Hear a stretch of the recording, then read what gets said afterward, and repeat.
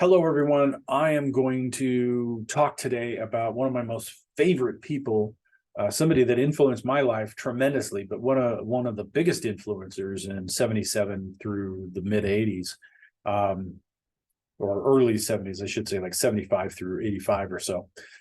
And I don't mean influencers like today's meaning. I mean, he influenced my life because of what he did for the company. So anyway, um, he was a Jewish immigrant.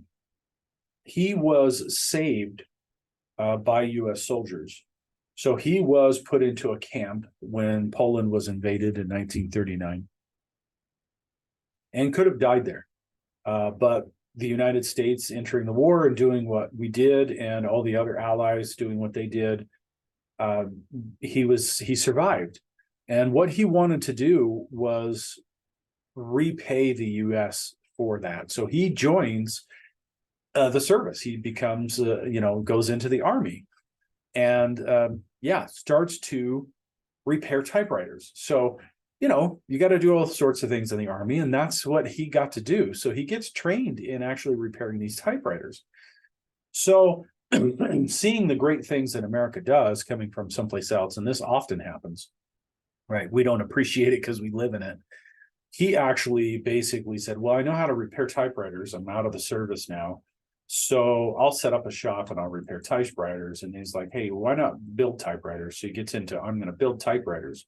Well, then this new technology comes along called a calculator. And that was a big deal. So, late 60s, early 70s, calculators. So he actually sets up Commodore business machines in Toronto, Canada.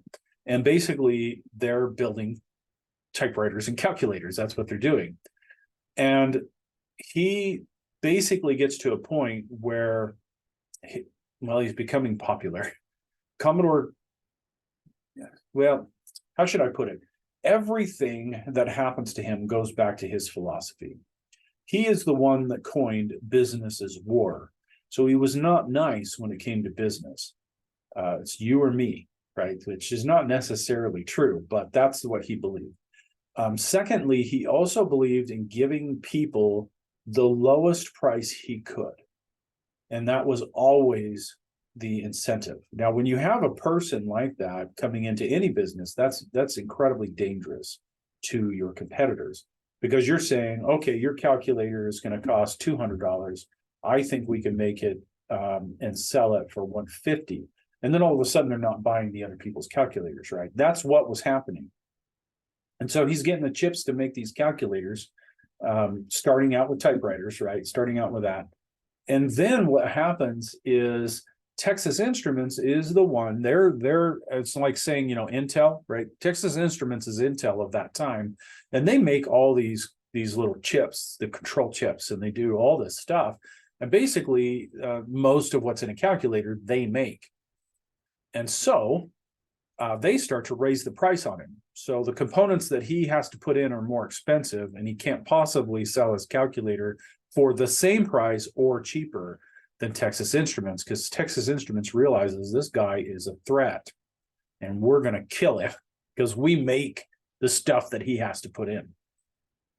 Well, there was other manufacturers that were starting to come up, and he buys this manufacturer called Moss Technologies right here. So he purchases this company because they will make integrated circuits for calculators. And so he goes in and buys that company up. Now he owns the company and can make his calculators without anybody messing with him. That's the point, right? But he had to invest a bunch of money, and he had to get an investor to come in with him. And that's listed up here of who did that. But in any case, little to his knowledge, he has got a great young guy that works there called Chuck Peddle. And Chuck basically is responsible for the Commodore PET. But that Commodore PET, as I mentioned before in a different video, could not happen unless Jack saw the vision. So Jack saw calculators were kind of, for him, a natural progression from typewriters. It was a tiny computer that only calculates. Then when he's shown the next step by Chuck Peddle as he takes over this company, it's like, hey, computers. personal electronic transactor, right? Yeah, let's do that. So we're going to make calculators, but let's do this too. They produced this awesome chip called the 6502. And again, there's a whole website devoted to it because of how awesome this chip was. And then they take that and just shoot the moon. I mean, they just really are able to overcome so much and do so much. All right, so basically what ends up happening is they make the PET. It's massively successful.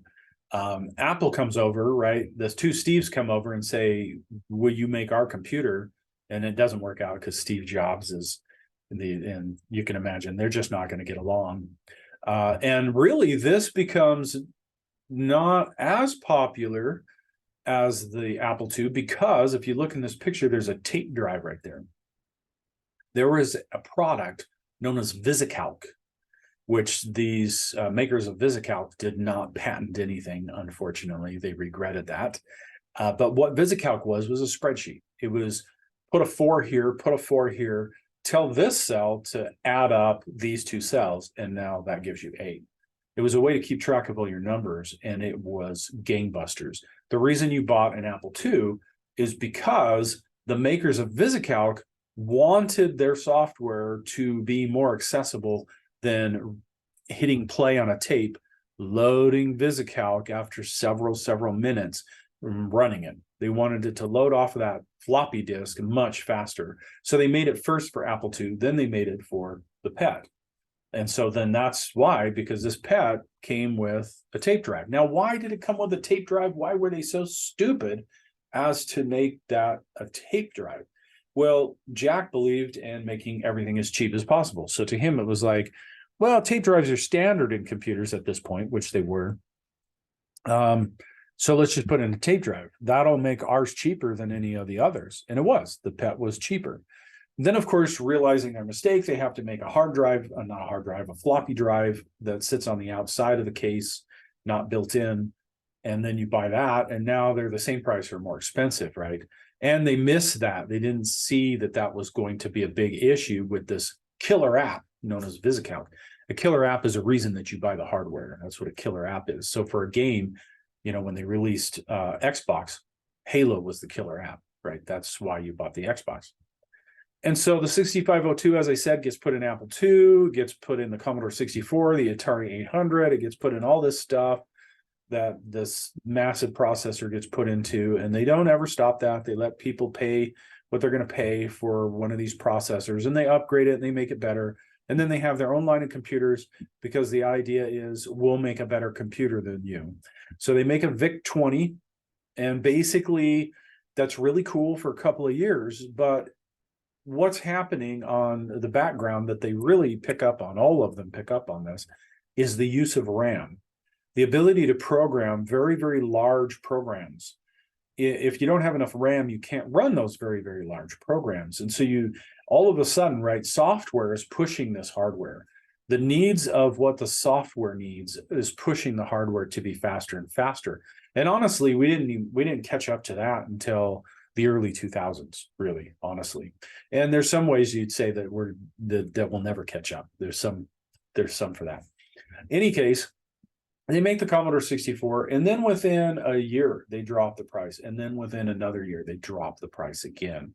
So they are killing the competition because, again, Jack's point of view is, well, let's get this into the hands of as many people as possible. That gives you, as a company, the ability to be more of a majority, controlling more of the share, but it also gets it to everybody. I believe that in the way he speaks, the things that he said, coming from that hand into a country where you could do anything to make your future better, put him in a situation where he wanted to say to others, you can have the same. And it was so funny because Apple at the time and Steve Wozniak at the time believed that their Apple II is the cheap one. That's the one for the common person. And it wasn't the one for the common person. It was expensive. The one for the common person was the Commodore. But a lot of the news didn't report that stuff because the Steves were, you know, they were the shiny boys that everybody loved. So he coined the phrase, we need to build computers for the masses, not the classes. right? We need to make sure that we're giving these to common people so that they can use them, not for the people that have the money that can afford it. That's something that we're losing in this nation. We really are. Being able to have technology, no matter how much money you have, is an important factor in life. So TI got suckered by Jack. What does this mean? Well, Texas Instruments, right, his battle with them and the calculators comes to fruition in this computer. And I'm telling you, this computer is really cool.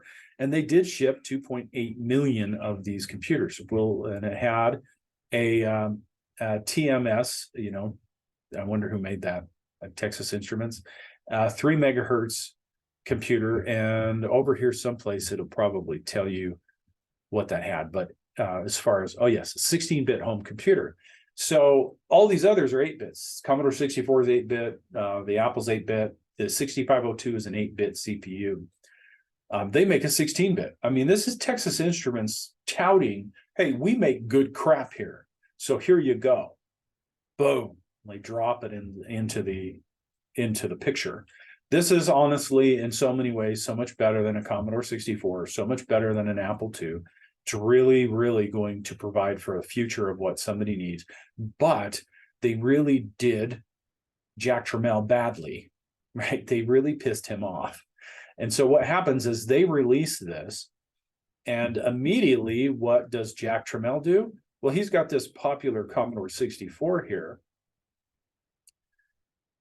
right? Introductory price was $595. Notice the other price. So he waits till Texas Instruments produces all the material, right? We're not talking about a website back then that you can change it one day. Produces all the material, produces all the selling stuff. We're going to sell this at Christmas time. And then just before Christmas, Jack drops this price by about $80. And then why in the heck would you buy a Texas Instruments? Now, truly, right, if people understood the technology, they would go, I'm paying more money for this Texas Instruments, but that's going to last me a lot longer. It's a 16-bit processor. It's going to do more graphics, more sound, everything faster. I should get that one. But that's not what people are looking at. People are going to their kids and saying, well, what should we do? Right? And their kids are looking at what's available. And they're going tons of games on the Commodore 64, all the software we could ever imagine for the Commodore 64, and looking at it, right? Color, sound, all that, looking at it, they look like they're the same. They're the same computer. And so Commodore 64, just boom, sales go through the roof. And you can take a look. Units sold, I don't know, 12.5 million to 17 million. You know, that's a lot. That's a lot more than what Texas Instruments sold. Now, the reason I explain that, right, is that he's selling CPUs to other companies. It's the fact that Texas Instruments stuck it to him and tried to kill him as a business. And because of that, he just turned around and said, you guys are never going to get a chance. And they didn't. That was a very, very nice computer that was made. I remember looking at it going, wow, that's really cool. I really would like that. They had a whole unit that sat on the backside of that, and it eventually had hard drives and things, but it didn't get a day in the sun at all, because he killed it, and they were left with tons and tons of units that they couldn't sell because of what they did. So why no Commodore now? Now, we actually talked about that before. We actually talked about the fact that, well, business people need the same thing at home, but you still have millions and millions, right? Look at how many they sold, right? You still have millions of home users. You still have a situation where some guy could say, well, I'm going to buy an IBM for myself because that's what I use at work, and my kid is going to have this cheap computer, right? This Commodore computer. And that did happen. So why didn't that ever translate? Well, they actually built, right? They built 128. So basically a Commodore, upgraded a few things, had 128 kilobytes instead of 64. That way it could run more. It was still really cheap, right? They could do that. However, something really, really bad happens.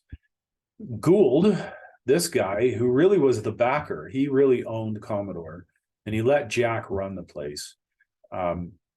They argued all the time. This guy didn't know squat about anything, and apparently just wanted to be rich. He didn't really care about anything. What happened was that Gould was using a jet to do whatever he wanted to do. They also point out that because Jack was like, you better perform or you're fired, he didn't have a lot of executives that stuck with him. And that does come back to haunt him later. But overall, if you're doing your job and you're contributing, he's not going to bother you. But Gould basically is using the private jet and doing whatever he wants. And Jack does not believe he should be doing that. He's like, basically, you're stealing from the company and you need to stop doing that stuff. And he says, well, I'm not going to stop doing it. So, I don't care what you say, Jack. This is how I'm going to live. And then, unfortunately for all of us, Jack says, I quit then. Now, by this time, right, I don't know how many hundreds of millions of dollars Jack has.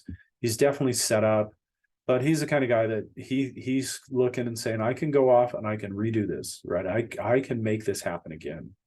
He takes some of the main inventors with him, right? Like I want Chuck Peddle, and they go with him. But that's really why he quits. He leaves because Gould is basically stealing the company. Stealing money from the company. He doesn't like it. That leaves Gould to hire whoever he wants, and pretty much that begins the end of Commodore. It really does. That begins the end of everything. Now, what does he do? Well, Jack Tramiel goes out and he buys, let's see, Atari. Here we are. So I knew we'd get there. So eventually, Jack buys Atari. Now, what happened to Atari to get to this point is that the main Bushnell, who basically founds Atari and makes the first games, he realizes that there's no way to scale his organization, that if he just takes Atari a step at a time, he will not be able to get to where he wants to. And so he actually lets Warner Communications buy him. Warner Communications, right, they make movies, they do TV stuff, and they see this computer, this arcade systems, these things as entertainment that fits with them. They're looking and saying, this is the future, right? They see that.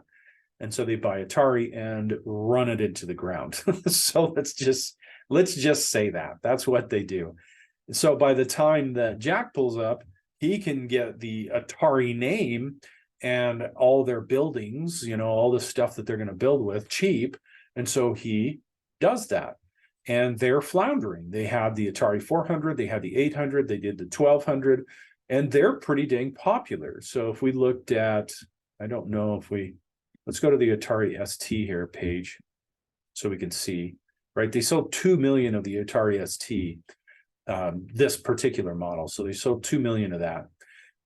But before that, they had the Atari 800, and I'm sure they sold millions of those as well. Here's the 8-bit family. That's what I was looking for as a link. Right, so they sold 4 million units of these together. So they've got a lot of things they can do here, right? But they're floundering. They don't know what to do. So he is the one that gets the engineers to make this Atari ST, which uses Digital Research's GEM that they call the Atari TOS operating system, because they're allowed to label it, but it would say GEM in it. You would know that. And it has this graphical environment, and it does graphics and sound, and it's awesome. And the way you would actually compare it is you'd say, right, this is now running a Motorola processor. It's a 16-bit computer. It's on par with Apple II GS. It's on par with the Acorn Archimedes, which was not a big threat. And it's on par with the Amiga. So here's the interesting story. Commodore basically buys these people called Amiga. Now, the Amiga company is really doing something in secret. So they've got some geniuses in there now, not joking, truly geniuses. And they are making peripherals for gaming systems. They have a board you can stand on. So that goes all the way back to them. And really, that's not what they're doing. That's like a front. What they're doing in the background that their investors know about and they know about is they're creating this graphical system.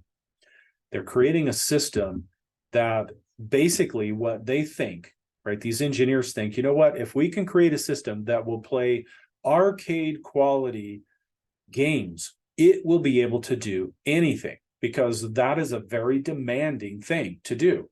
And it still is today, right? If you say, I'm going to build a machine that will play games at a decent level, then you have created a machine that can do everything else that you needed to do as well, right? So that's the idea. So Amiga is their own company. They're doing their own thing. And we'll look here. The Amiga 1000 right here was released in July of 85. So again, when you take a look at that time frame, you say, okay, well, Apple released the Mac in 84, and I can't remember what month that was, but these are about probably 8 months apart. And a lot of people then go and say, oh, okay, so Apple created this and everybody copied. You can't do that, right? It would take years to copy. And so what was happening at the time is there was a bunch of people that understood that graphics was the way to go. They'd seen the demos, that they talked about it. They knew the Palo Alto, I mean, the Alto, Xerox Alto was there. You can see it. You can put your hands on it. So we can now do that in the machine for a home user, for a business user, because we have the processing power now to do that. So it was not like something that they thought up and everybody else copied them. That's not the case. So this gets released just a little after. Here's the Amiga 1000. Unfortunately, they only had enough money to get it out the door.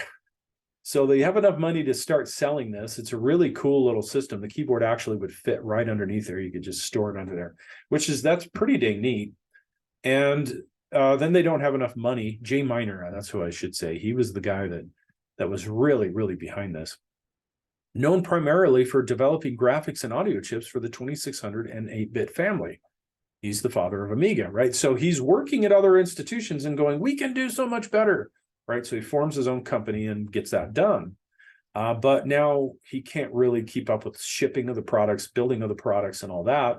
He's got to have a backer. So he goes to Jack Tramiel, that's now with Atari. Makes sense.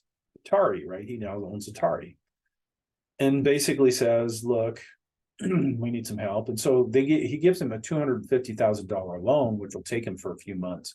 And again, see, this is where Jack's viciousness, it really kicks him in the butt. He basically is like, okay, man, here's your $250,000. I'm going to own you so cheap a couple of months from now, because that's not going to be enough. But since you're in this hard spot, I'm not going to help you out anymore. I want to own you, right? And so that's what's going to happen. Now, these guys, just to give you a little idea, this machine is a good 10, 12 years ahead of its time.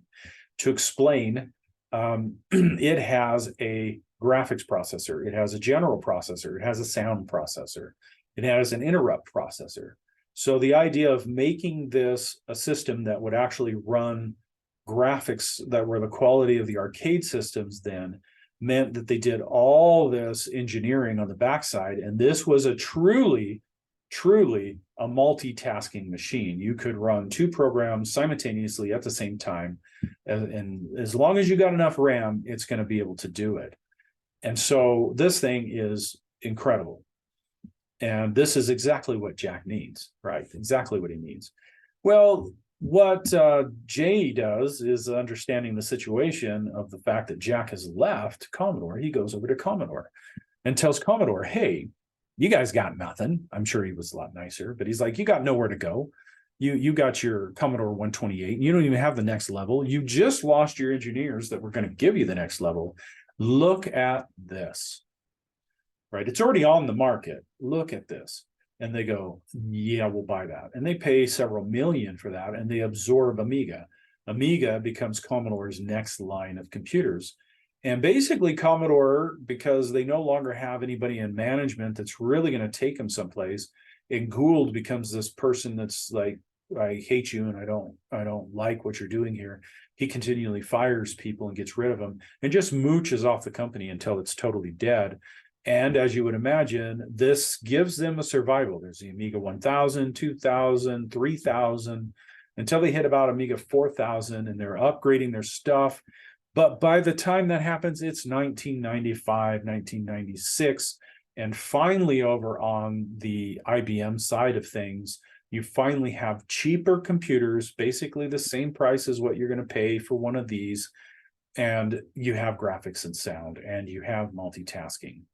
So you realize that, wow, back in 85, you've got this incredible computer, and instead of updating it and making it better as you go along, you just mooch it until all the competition catches up to you and there's no reason to buy yours.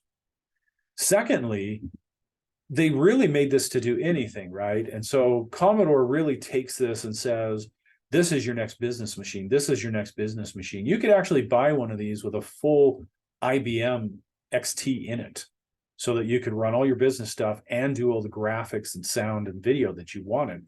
But that's over. That's not why people bought those machines, right? That they bought those to be compatible with their work systems, not to have the best in the world. This machine was so far ahead of its time, not joking, none of the rest of the world caught up to them until 95 or 96. And the only people that gave them a run for the money was the Atari, right? So basically Jack feeling like, holy crap, you really screwed me here, which, if you hadn't been so mean, they probably would have worked for you. Now, the funny thing is that if they had let Jack take them over, they would have been much more prosperous. And I say that because Jack was not the kind to just let it sit there and mooch, right? They did a PET, they did a VIC-20, they did a Commodore 64, they did a 128. They were looking at what the next thing was going to be, and they would have gotten a lot more support running this on an Atari system. If this was the Atari Amiga, instead, he would have gotten tons of support, and but they didn't want to work for him because it's like, that guy's a jerk and he's going to fire people and all that. Of course, Commodore was so bad that Jack Miner leaves within 2 years because they're not listening to anything he's saying. It's like, we can't sit here and do nothing. We've got to update this. We've got to keep moving forward. And they were like, yeah, it's fine. We're so far ahead of everybody else. We're fine. Just go away. And he did. And so that is how people's personal lives come into this. And really, Jack, of course, just really changes and revolutionizes everything because of his idea of make the best, sell it as cheap as you can. And that's really what he did.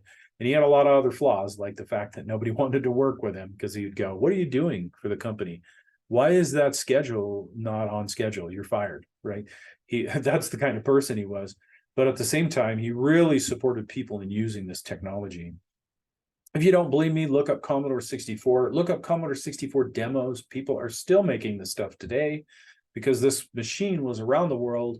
You can look up Atari demos. That machine was around the world because he enabled people to have a cheap enough computer to actually buy it, use it, find the creativity in it, and so on. It was just massive.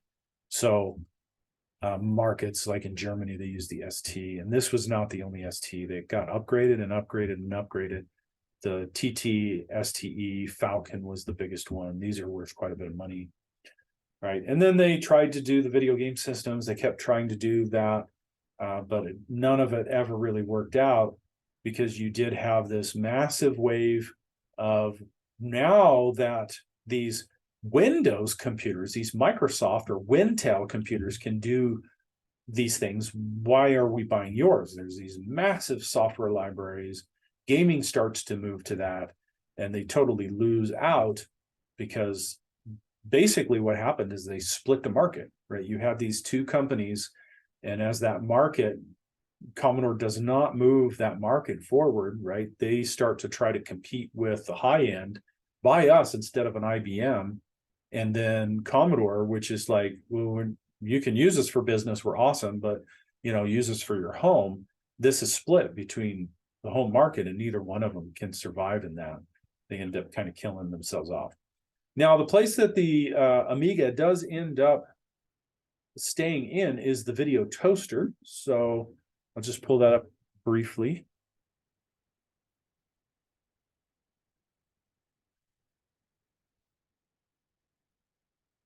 Video toaster.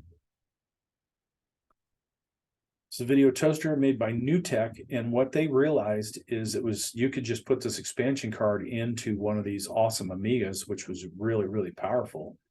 And now you could do the same video quality wipes and things that they do in TVs and movies. And here's what the weather's going to look like. You could do all that on one of these cheap machines. And yeah, these machines were expensive. And they were like $1,500 to $2,000. But when you looked at what are we doing in broadcasting, those are like $10,000, $20,000 things. So this ends up living and kind of is propped up by this video toaster.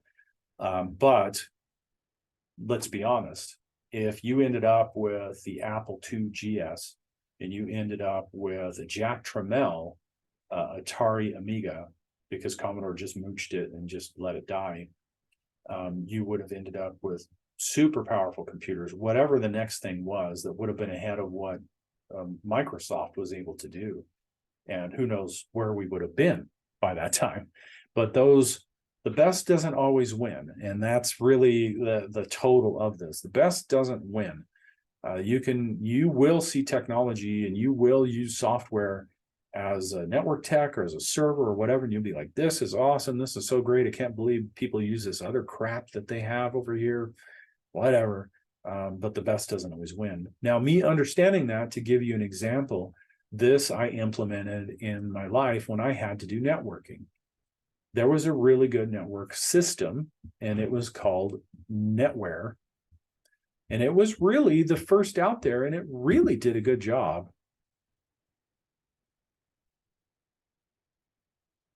This is what it was. It was dominant. This was the thing, right? Original network products in 1983 supported clients running both CPN and MS-DOS, and then on and on and on. This was the networking thing. But Microsoft started to come in, and everybody loved Microsoft. And I read a lot of articles that were like, well, Microsoft will eventually win, so just start using them now. Even though Microsoft's networking products were crap. They were not that good. But as I saw this move forward, I realized NetWare's not going to survive. They actually included a first directory service, which basically is a way to control your massive networks. And it was based on X500 concepts. And then later, Microsoft copied them and made Active Directory, which is the big dog now. That's what's used. This stuff was so good, so reliable, so fantastic. But in looking at it, I knew, well, you know, the Amiga was awesome, and it died.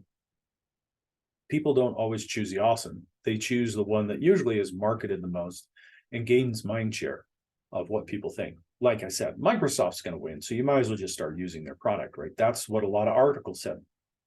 NetWare's so much better. It's got all these things, but choose Microsoft because, well, they paid me to say that, or, you know, whatever was happening at the time.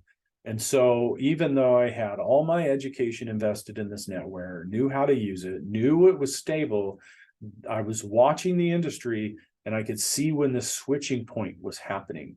When finally, basically, Windows NT 5 came out, or 2005, sorry. It really was 5, but they named it 2005. When that came out, it was like, actually 2003. 2003 came out. It was like, now it's actually stable enough to use Microsoft. And that sounds like really bad, like I'm jumping ship and I helped the demise of NetWare. And I did, honestly. But I had to do that because I could see that Microsoft has this massive push behind it. And even though it's not as good, it's now finally going to be capable, and everybody's going to switch to it. And then all the support will be with Microsoft and not with NetWare. And then it'll become more expensive. And I can either switch now and learn it, right? Or I can wait until it becomes more expensive to run NetWare and I find it hard to find the training that I need and then have to switch. You should know. You don't know anything about NetWare. They still exist. They are a very, very small portion of what's out there, and Microsoft by far is the biggest, and that's what we teach. And so I made the right decision, and that decision put a lot less stress on me than it would have. And I wouldn't have understood that at all had I not watched what happened with the Amiga and gone, wow, that's an incredible operating system. Why aren't people using it? It can do so much more than Windows. It can do so much more than Apple. It can do so much. And then watch it just disappear and then realize, oh, well, not everything that's the most awesome wins. You have to look at what's happening in society. Anyway, that's enough of that. That's the story of Commodore creating the PET, moving on to the Commodore 64, becoming just massive, selling tons of machines. But then when Jack Tramiel leaves, Nobody is there to take over and actually push the technology forward, and the company ends up just dying. And that's why you don't know about them. So yeah, there's opportunities. Let me just finish with this, to understand that right now Google is the Microsoft of your time. And Microsoft now is Microsoft. Yeah, they do some stuff, right? They used to be, they do everything and everybody knew them, and everybody, if it said Microsoft on it, they just bought it. Now Google is that way. And not always the best wins. And so what may happen is a shift in things, and all of a sudden it's Google. Who cares about Google? I'm not using Google anymore, and I'm using something else now. And so there's things that you have to watch because you support it, you put it in place, you have to be educated on it. And if you take the attitude of, oh, Microsoft will always be Microsoft, then all of a sudden you're trying to learn a bunch of new stuff because everything's moving to Amazon, which is not true. But a lot of stuff did, and it messed up people's lives, and they had to deal with that. So that's kind of part of this, is just to kind of get you, hey, look at what happened. This is history, and try to implement that as you look at what is happening to you in your career. Thanks for watching.